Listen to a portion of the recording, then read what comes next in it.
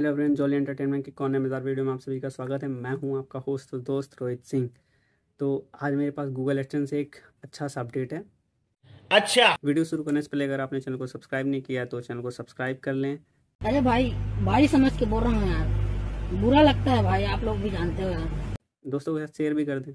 तो चलिए वीडियो को मैं बताता हूँ कि अपडेट है क्या।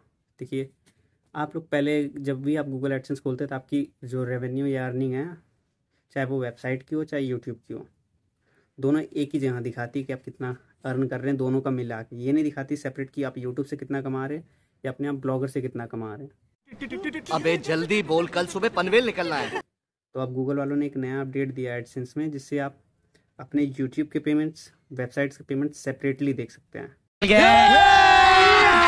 अभी मजा आएगा ना भिड़ो।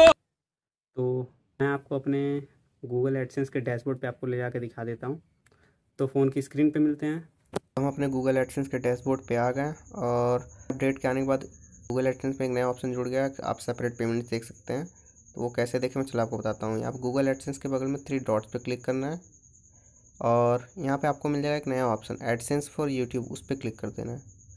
तो यहाँ पे आपकी यूट्यूब की जितनी भी पेमेंट रहेगी या जितना भी अर्निंग रहेगा सब यहाँ पे आपको दिखाएगा। तो मेरा चैनल अभी मोनेटाइज है ही नहीं तो मेरा नहीं दिखा रहा।